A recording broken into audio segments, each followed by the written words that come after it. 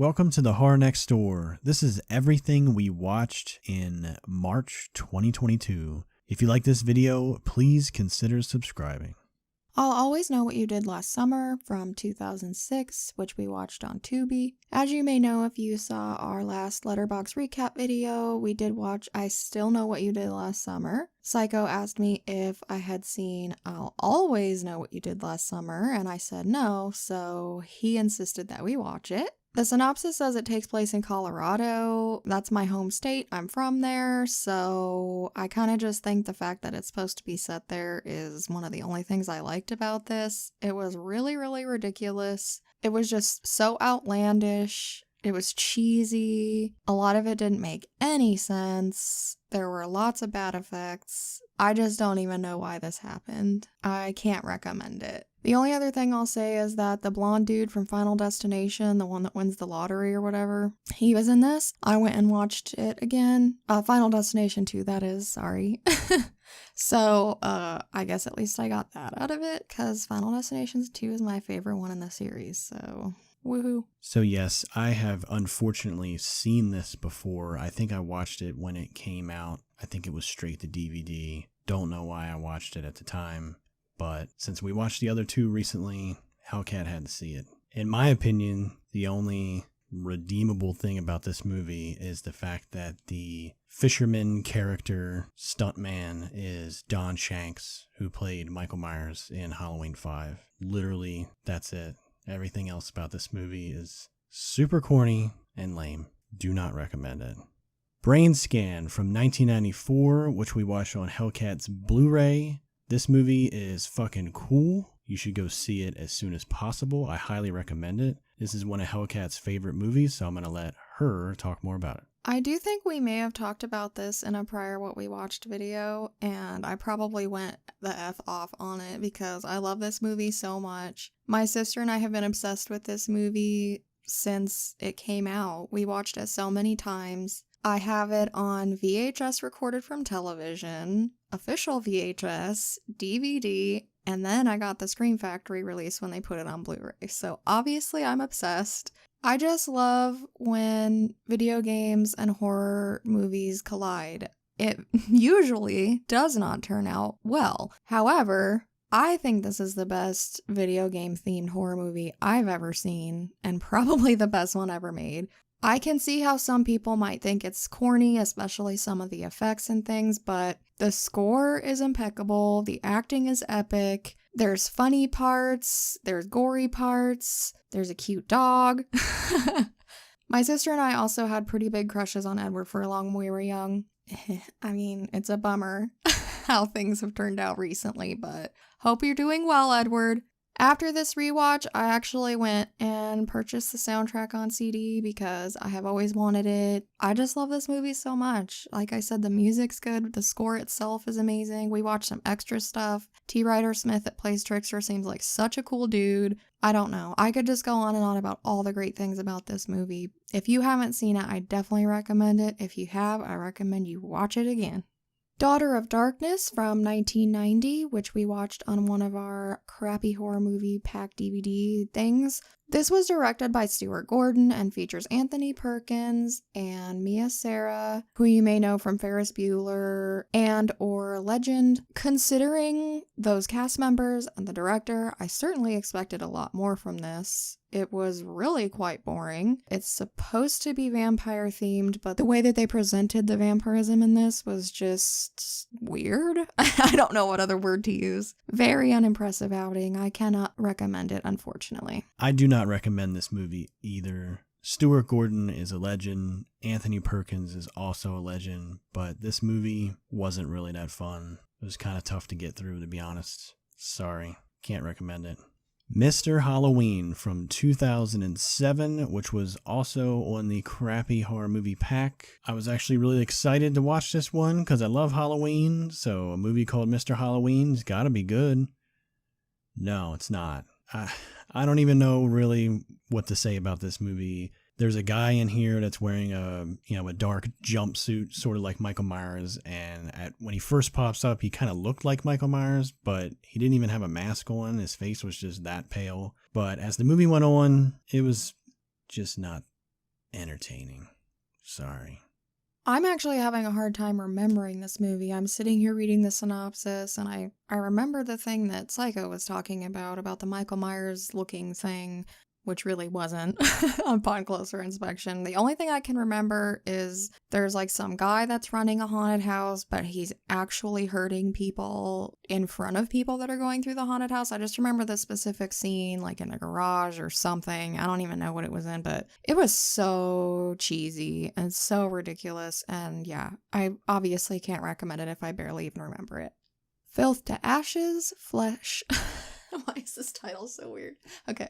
Filth to Ashes, Flesh to Dust from 2011, which was also on a crappy horror movie pack. Apparently we were on a crappy horror movie tear in March. Another movie I can barely remember. I just remember the beginning when the couple was on a road trip, and then I guess a serial killer guy comes along or something and kills the, like, spoilers, but if you're gonna watch this, then whatever, it happens right away. So, but he kills the woman and the guy survives, and then somehow that story just merges into a bunch of other annoying people going to some, like, abandoned area or whatever that a serial killer used to be, but he's back. And they're trying to do this big thing where this guy is ridding the world of bad people or something, or I don't even know. I got this vibe that the killer was sort of like a Nazi, but I don't know if they were trying to do that or not. I'm so confused because this was very convoluted and the acting was really terrible. I'm so sorry to say that, but it was just, yeah, needless to say, I do not recommend this movie. The only thing that I remember about this is that the killer was super tall. I don't know if all the other actors were just really short and he was just an average, height or whatever, but he looked like he was 7 feet tall or something walking around. The other thing was the little area where the killer hangs out in and is killing these people. It looks like somebody just got a bunch of pallets and stacked them vertically on the walls to just cover up wherever they were filming this. And it just kind of looked a little ridiculous to me. And it's just a bunch of pallets stacked around. But I do not recommend this movie. Wendigo, Bound by Blood from 2010, which is also on the same crappy horror movie pack. And just like the other ones, this one wasn't good either. First off, although they talk about Wendigos and there's like random little inserts of Native American stuff and they're alluding to Wendigos and, the mythology and things, I feel like I don't even remember anything in the actual movie. All I remember was people trying to kill other people and some kind of money situation. They're stealing money from one another. I don't know. It was ridiculous. But the one thing I do remember is there's like a big shootout towards the end. And there's this one guy that fires his gun in the most ridiculous, unrealistic way. Every time he pulls the trigger, his hand and his whole arm goes all the way up to the shoulder.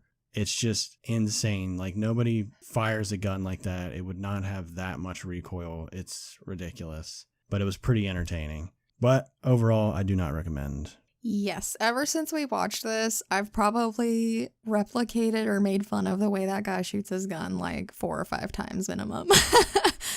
Seriously, I don't remember the Wendigo stuff either. I seriously remember this one short scene where there was a Native American guy talking about it and explaining what it was and everything. But that wasn't even a part of the movie. This almost just felt like a super low budget action film. And oh my gosh, some of the effects during the shootouts and stuff, like when people got shot, or oh man, there was one where a guy somehow got a hole in his head. Do you remember that effect? Oh my god, I can't even explain it. I think out of all the ones we've talked about so far, this might be the one I would say maybe you could watch it just to see how ridiculous the things we're talking about are.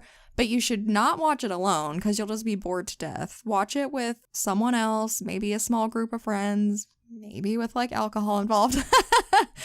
Just kidding. But overall, no, I don't seriously recommend it. I'm just saying, if you did want a purposely bad movie to just make fun of or see the shooting thing we're talking about, at least, maybe go with this one.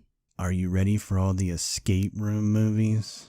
Escape Room from 2017, which we watched on Tubi. There's another Escape Room, exact same title, from 2017. This is the one directed by Will Wernick. Holy macaroni. Like, I don't know what to say about this. This movie is infuriating, confusing, hilarious, absurd, kind of fun, but also makes your brain hurt because some of the puzzles are so simple that it's kind of like, who couldn't figure this out? And then some of the other puzzles that the main dude figures out, you just wonder, okay, how did he figure that out? There's no background to it. He doesn't explain out loud how he came to some decision. There was a review on Letterboxd that I distinctly remember where this person kept saying, why is she naked? Why is she naked? Because there's a whole situation where there's a woman that's naked for literally no reason. It makes no sense whatsoever. There's another review that just goes on and on about how confusing this movie is and all the plot holes and trying to decipher what is the meaning, what is going on, which is also hilarious. I mean, if nothing else, look this movie up on Letterboxd and read the reviews. They're pretty hilarious. But out of all the escape room movies we watched, I have to say, I do recommend this one. I think the consensus on Letterboxd is that this movie is effing terrible. But I'm here to tell you that we actually had a pretty good time making fun of this, and we reference it somewhat often. I kind of recommend it, but I'm warning you, it is bad. So yes, this movie isn't the greatest, but out of all the escape room movies that we watched in March, other than the 2019 movie that was in theaters, this one was probably the better one of the bunch. But again, why was she naked? No Escape Room from 2018, which we watched on Netflix. I would only recommend this movie if you have Netflix and you're looking for something random to watch. Other than that, I don't recommend it. I feel like the only redeemable quality to this whole movie is there's like this weird time loop situation going on. I won't give too much away. I like time loop stuff. I don't know. I'm a sucker for it, but I don't know. And it's not really an escape room. It's more like an escape house. Not Madeline Petch. I mean, Jenny Ross, who plays Karen, and her dad go to an escape room. After that, I don't understand anything that happened. It's basically just them constantly calling for each other, a bunch of other messy stuff that is just sort of scatterbrained and all over the place. There's an awkward situation with like this grown man kind of sort of coming on to the not Madeline Petch girl, the main Karen girl, because she's a teenager, so it's awkward. I guess there were a couple of cool parts, either imagery-wise or that were a little bit intense. Like specifically, I'm thinking of when not Madeline Petch was in the morgue area. I definitely can't recommend this movie. I had a really miserable time watching this. The best time I had was, again, reading reviews on Letterboxd. Escape, Puzzle of Fear from 2020, which we watched on Tubi, with a ridiculously overly elaborate plot, so convoluted and ridiculous to think about why the person doing this is doing this, how she did it. It's just unreal. That would literally be the only reason for anyone to watch this movie, is to just have like that little mind blown emoji. That's what I'm picturing, just to be like, really? What? That's why this is happening? How did this person do this, and that? Why did this, like, it's just so frackin' absurd. That would literally be the only reason to watch this movie. I do not recommend it. Someone on Letterboxd's review just said, Tommy Wiseau's Saw, and I thought that was hilarious and pretty accurate. The only other thing I'll say is that I thought that one of the actors looked and sounded like Cuba Gooding Jr., and that's because it is his obviously lesser-known brother, Omar. This is definitely the worst escape room movie of the bunch of escape room movies that we watched in March. The whole backstory thing and how everything all ties together in the end, I mean, I'll give him credit for trying to come up with some kind of storyline and everything. It's not just a group of guys going to the escape room and some shit goes down. But I'm sorry, it wasn't good. Do not recommend. Alligator from 1980, which we watched on my Blu-ray copy. Scream Factory just put out a Blu-ray of this. Finally, been waiting forever. This movie is great. I don't know how many times I watched this when I was a kid. I had it on some kind of, probably recorded off HBO VHS or something, but probably watched it a million times. It's got Robert Forster in it. Legend. Love that guy. It's got some cool effects in this. Also has some like real alligator footage and things that they did. It was really cool. I don't know. Just love this movie. Highly recommend it. It's a classic in my book. I think you should all go check it out. And I will say, until now, I thought I've seen Alligator 2, but I'm starting to doubt the fact that I've seen Alligator 2, and I think I need to see Alligator 2 just to be sure. I had not seen this movie or even known of its existence until Psycho had me watch it a while back. I know that when they were releasing that fancy like 4K Blu-ray set or whatever it is, that was a present. I knew I had to get Psycho because he really does love this movie. It was fun to watch it a second time. I think even a lot of the practical effects are really great. I think the way they edited this was awesome. I mean, it never really feels super corny. I think a creature feature like this could have gone pretty awry really easily. So I think it was handled really well. I think the cast is good. It's cool to see Robert Forster as the leading man. We also watched an extra with Bryan Cranston talking about how he helped the special effects department on this back in the beginning of his career. It was so interesting and charming, and the way he spoke of Robert Forster was precious. I actually shed a couple tears. So I definitely recommend this movie, and I would also say if you can either get a hold of the Scream Factory release and check out some of the extras, or maybe find it on YouTube or something, that Bryan Cranston interview is pretty sweet. Jackals from 2017, which we watched on Tubi as well. So lots of crappy packs and lots of Tubi in March. Steven Dorff was recently at a horror movie convention that unfortunately, for multiple reasons, I could not attend, and it super bummed me out. So I was looking through his filmography to see some things of his that I hadn't seen. When I saw the plot of this, I was very intrigued. He hasn't done a whole lot of horror, and this definitely sounded a lot like The Strangers or somewhat similar to The Strangers, so I was pretty psyched to watch this one. I would recommend it. There were a lot of parts that were rather intense. The cover or poster, or whatever you want to call it, at least the one they have on Letterboxd, there were a couple of different shots in the movie that actually look like that, where the cult people are in silhouette and like backlit, and it looked so cool. This movie also features Jonathan Shaik, which I was pretty amused by because That Thing You Do is one of my favorite movies. As a Steven Dorff fan, I mean, I've seen a bunch of his movies. I'm still working on checking out the ones I haven't, and I don't want to even remotely sound mean, but what I will just put simply and kindly is to say this is one of his better films. So if you are a fan of his and you haven't seen this, check it out. So Hellcat put this on because of Steven Dorff. During the opening credits, I realized that the movie was directed by Kevin Grudert, who directed Saw 6 and Saw 7, and is actually an editor for Saw 1 through like 5 or 6 or something. So he's one of the Saw like family crew members. So I was actually pumped at that point. I was like, hey, this might be cool. I definitely recommend this one. It has some really cool shots, and there's a lot of creepy stuff to it.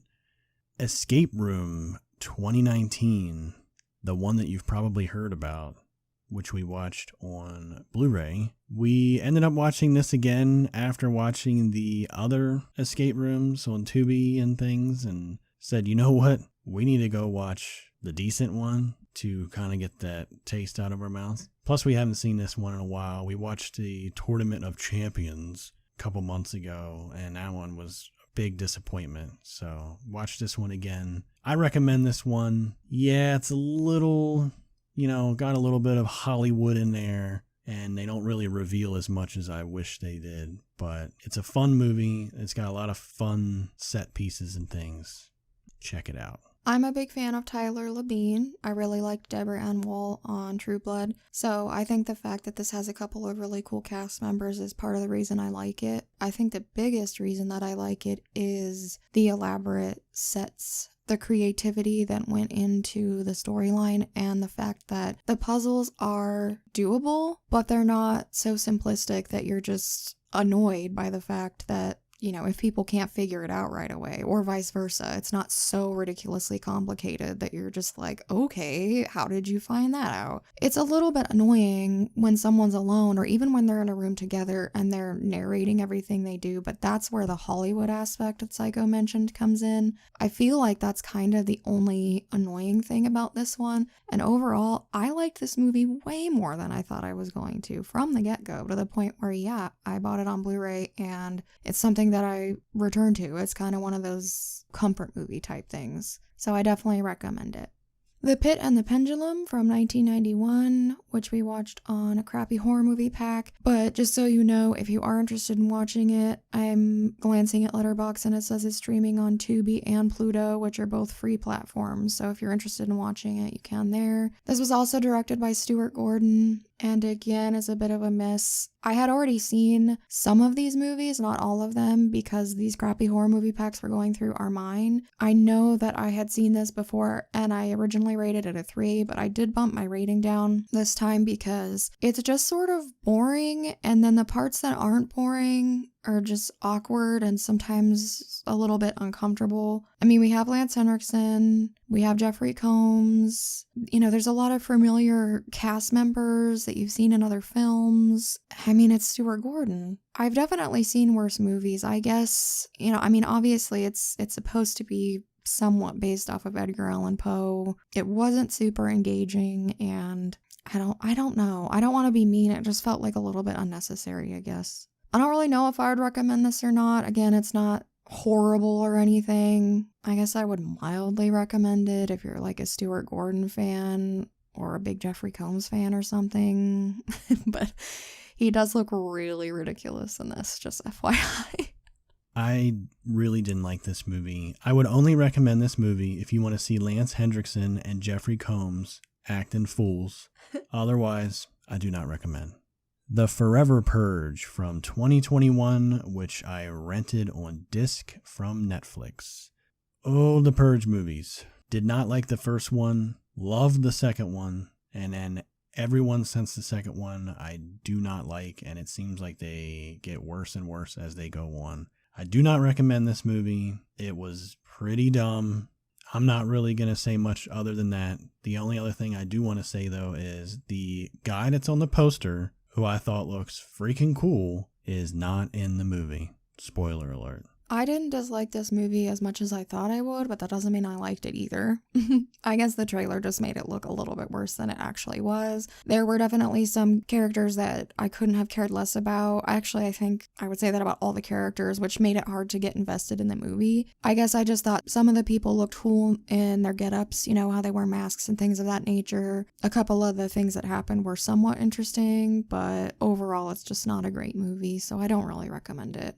Resident Evil, Welcome to Raccoon City from 2021, which we watched on a rented disc from Netflix. I had a really difficult time getting through this movie. I distinctly remember playing Animal Crossing about halfway through because I was over it. Based on my somewhat limited knowledge of the games, I was irritated by a few things in this, but I don't know the games as well as a lot of other people do, and I can see this being majorly frustrating and triggering for fans of those games. It was supposed to be closer to what the games were, and it was not. I would definitely rather watch the Mia Jovovich, Paul W.S. Anderson movies again than this. Do not recommend at all. So I believe there are 6 of the Mila Jovovich Resident Evil movies, and every time they came out with one, I always said, man, I really wish they would make a Resident Evil movie that just stuck to the games and make one in the Spencer Mansion and just have it follow the first game. And when I heard that they were rebooting the series and they weren't going down the Alice route anymore and it's going to follow the games, I was super excited. But then when news broke that they were going to incorporate the first Resident Evil game storyline and the second Resident Evil game storyline into one movie, I was like, what are you doing? You're already screwing it up. This movie just turned out to be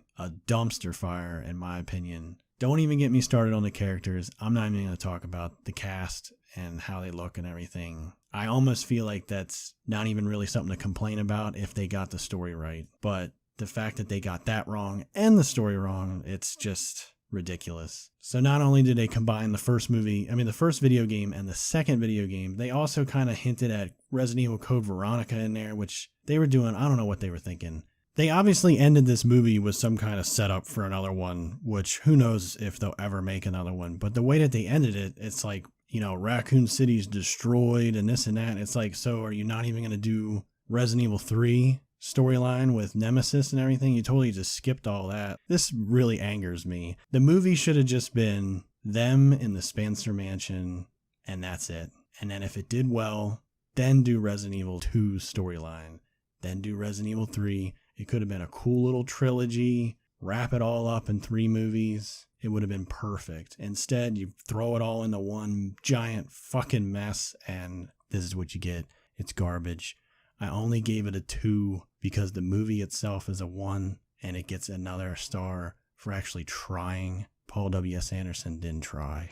What We Do in the Shadows from 2014, which we watched on Blu-ray. I had never seen this movie. Hellcat showed it to me, and this was actually pretty good. I love this. Obviously, this is a horror comedy, but they do it right. I thought the special effects were actually really well done for something like this. I feel like sometimes in comedy, horror, they kind of just cheap out on the special effects, but they actually did a really good job. I especially like the Nosferatu looking vampire guy. He looks cool as shit, but I would definitely recommend this. Check it out. You can say I'm living in the past or whatever you want to say, but it took me forever to finally start buying Blu-rays, and I know this was one of the first ones that I bought because I rented this movie from Netflix and I just loved it so much. It was an instant favorite for me. The fact that this was written and directed by Taika Waititi and Jermaine Clement kind of should say all that needs to be said. Obviously, I recommend it because they are both very talented and very funny. I also showed Psycho Flight of the Conchords,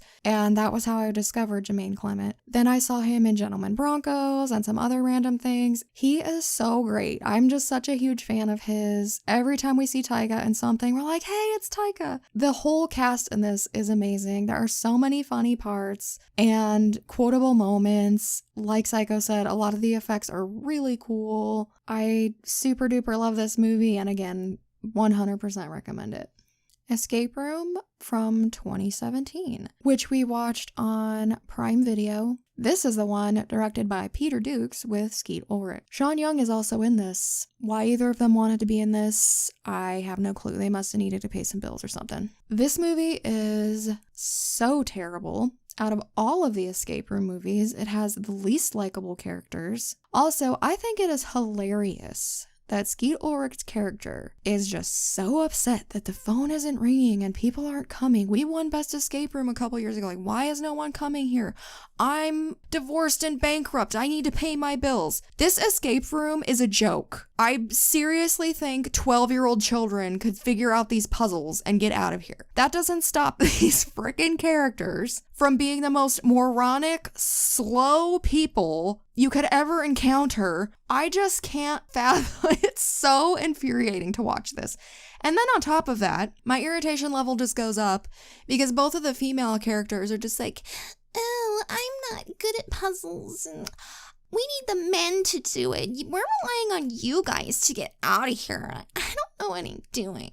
Are you serious? I'm like just getting angry thinking about it again. I cannot stand this movie. I really hated it. I definitely do not recommend it.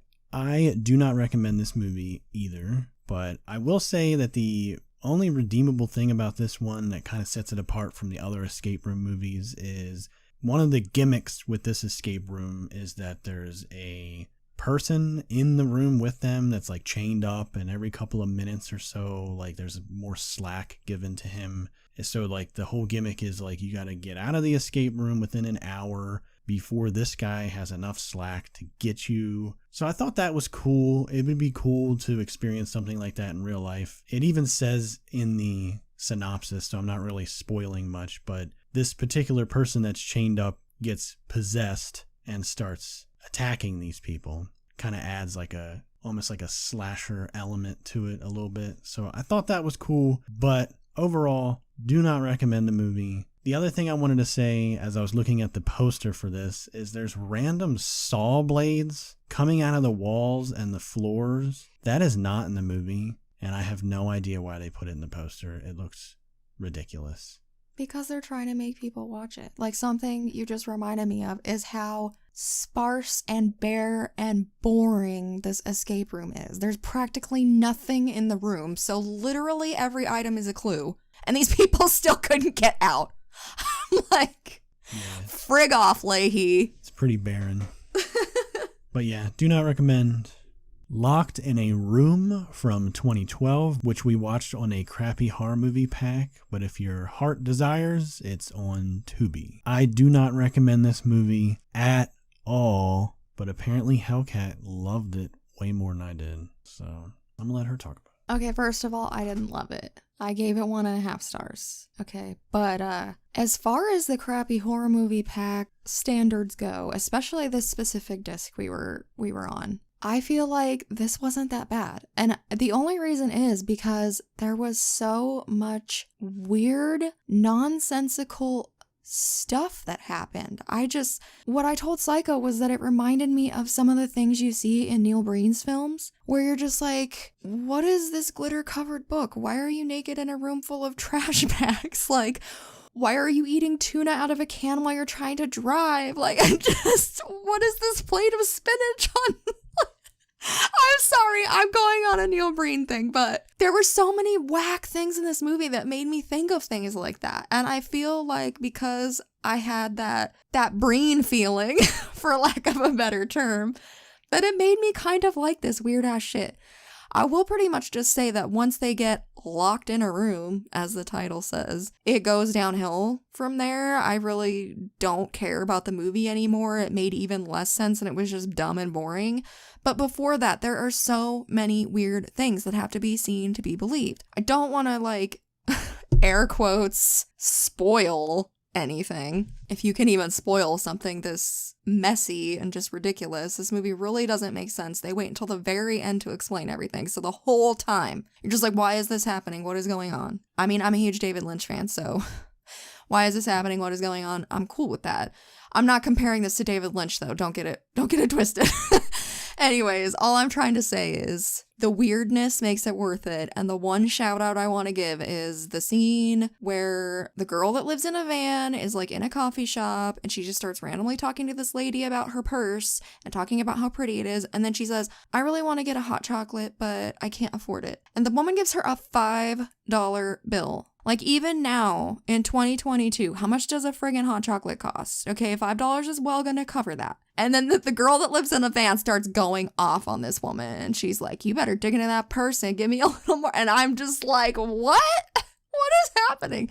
It's so memorable. I'm not going to forget a lot of images from this movie, including that weird-ass mask that's on the cover. So it's a loose recommendation, but I still recommend this. Don't come for me if you don't like it, because I warned you it was weird and confusing. As always, we thank you so much for watching. Leave us a comment if you have any horror movie recommendations, and we will add them to our watch list. Until next time.